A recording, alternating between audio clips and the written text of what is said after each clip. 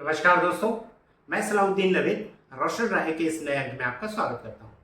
दोस्तों, आज हम फिर हाजिर हैं एक सवाल का जवाब लेकर जो पूछा है ए कुमार जी ने। आप लिखते हैं, नमस्कार, मेरा बच्चा 7 इयर्स का है, क्लास 2 में पढ़ता है। सर, मेरे बच्चे का हियरिंग लॉस है। सर, मेरा बेटा बुक रीडिंग स्कूल वर्क कर लेता है लेकिन क्लियरली बोल नहीं पाता।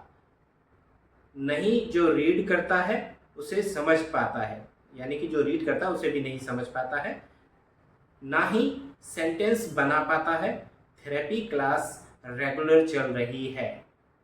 मुझे इस सवाल पे कुछ डाउट हुए थे तो मैंने उनसे पूछे।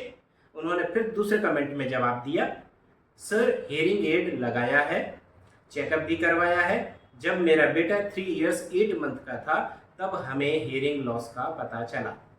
2019 दिसंबर में तभी से ट्रीटमेंट और स्पीच थेरेपी करवा रहे हैं। अब वो बोल लेता है लेकिन खुद से कोई भी सेंटेंस बना नहीं पाता, ना ही समझ पाता है। जितना वह सीखा है उतना ही बोलने में उसे यूज़ करता है। सर, उसे आगे कैसे प्रोग्रेस कराएं?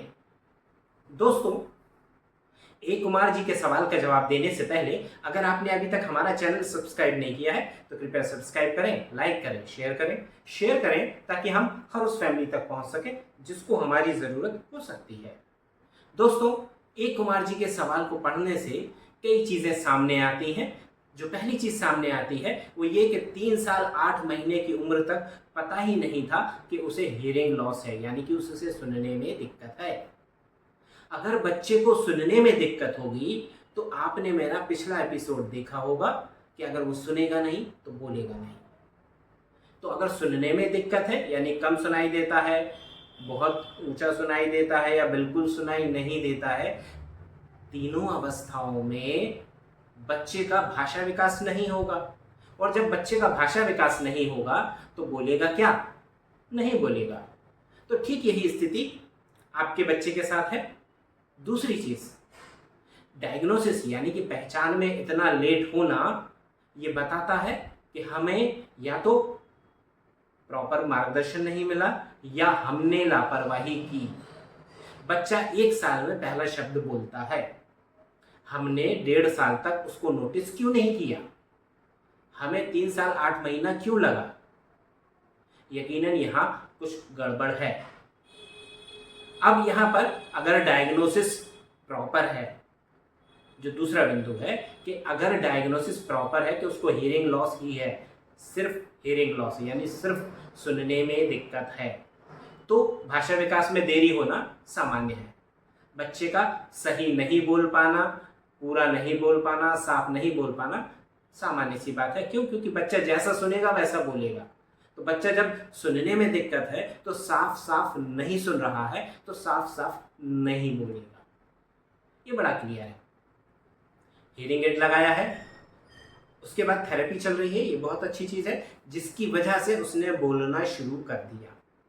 अब जब बोलना शुरू कर दिया तो समस्या ये आ रही है कि वो उतना ही बोलता है जितना सीखा है।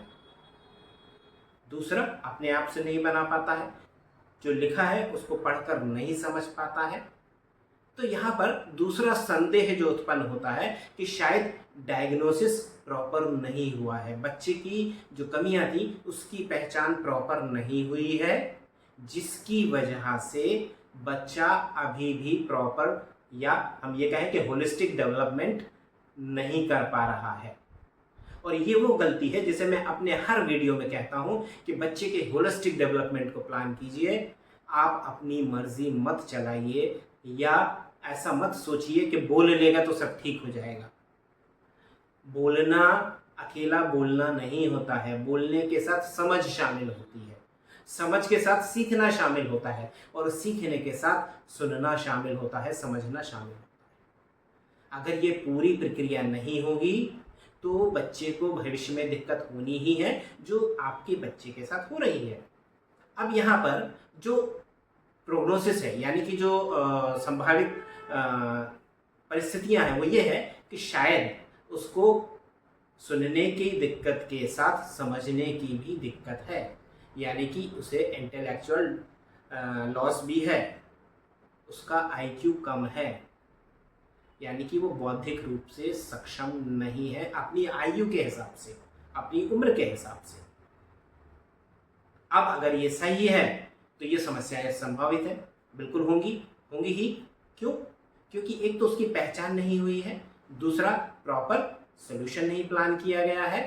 हियरिंग एड लगाकर स्पीच थेरेपी या जो भी थेरेपी चल रही है वो चल रही है, जो कि डेफिनेटली प्रॉपर नहीं है, जो कि 100% होलिस्टिक नहीं है। और यही वो कमी है कि आज आप परेशानियों का सामना कर रहे हैं। अब यहाँ पर मेरा सुझाव ये है कि आप बच्चे को किसी चाइल्ड साइकोलॉजिस्ट या डेवलपमेंटल पीडियाट्रिशियन से पुनः दिखवाएं, प्रॉपर चेक करवाएं, पूरे चेक करवाएं, मन मर्जी से नहीं कि सिर्फ हियरिंग करा लिया, सिर्फ आईक्यू करा लिया। होलिस्टिक चेकअप कराइए, उसकी सारी सेंसरी ऑर्गन्स यानी कि सारे जो हमारी ज्ञानेंद्रियां हैं उनका चेकअप होना चाहिए, उसकी बुद्धि का चेकअप होना चाहिए। जब होलिस्टिक चेकअप होगा, होलिस्टिक असेसमेंट होगा, तब हमें वास्तविक स्थिति पता लगेगी, यानी कि असली हालात पता लगेंगे। और जब हमें असली हालात पता लगेंगे तब हम आगे काम कर पाएंगे।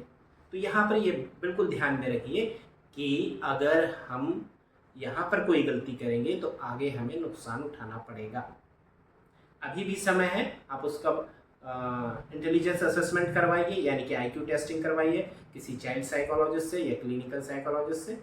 उसके बाद उस हिसाब से उसको स्पेशल एजुकेशन या स्पीच थेरेपी का सपोर्ट प्रोवाइड कीजिए। दोनों का सपोर्ट भी लग सकता है, क्योंकि अगर बच्चे को समझने में दिक्कत है तो स्पेशल एजुकेशन यानी विशेष शिक्षा जो बौद्धिक रूप से कमज़ोर बच्चों के लिए प्रशिक्षित होते हैं, उन विशेष शिक्षकों से, क्योंकि विशेष शिक्षक भी बहुत तरह के होते हैं।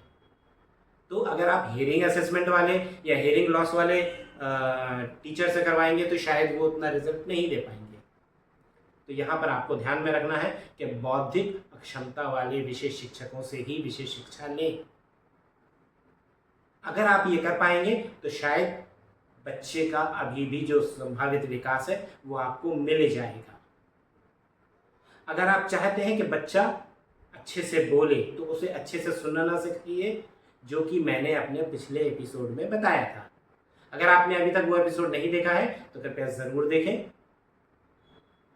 दोस्तों, उम्मीद है ए कुमार जी के सवाल के द्वारा जिस बात को मैंने सामने रखना चाहा है वही बात आपके बच्चे से संबंधित है, हो सकती है किसी और रूप में हो सकती है।